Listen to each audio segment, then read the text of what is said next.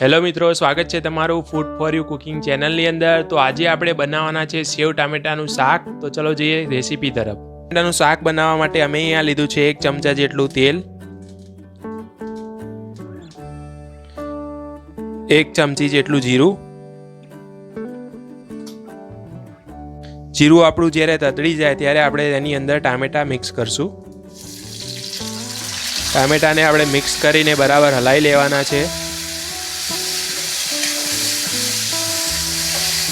ટામેટા બરાબર હલી જાય પછી એની અંદર 1 ચમચી જેટલું મરચું ઉમેરવાનું છે અને 1 ચમચ જેટલી હળદર ઉમેરવાની છે। મીઠું અડધી ચમચ જેટલું મીઠું ઉમેરવાનું છે। આપણે બધા મસાલાને મિક્સ કરીને બરાબર હલાવીને તેની અંદર અડધો ગ્લાસ જેટલું પાણી ઉમેરીશું જેથી કરીને ગ્રેવી થઈ જાય।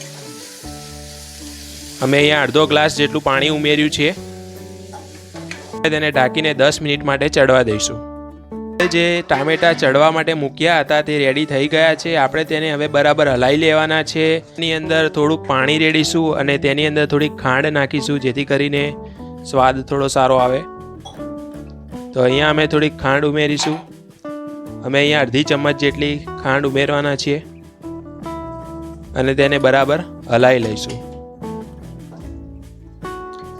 બરાબર ખાંડ મિક્સ થઈ જાય ત્યારે ગેસ બંધ કરી અને પછી અંદર સેવ નાખીશું। ફાઇનલી આપણું જે શાક હતું તે રેડી થઈ ચૂક્યું છે। હવે આપણે જમવાના 10 મિનિટ પહેલાં આપણે તેની અંદર સેવો ઉમેરી દઈશું।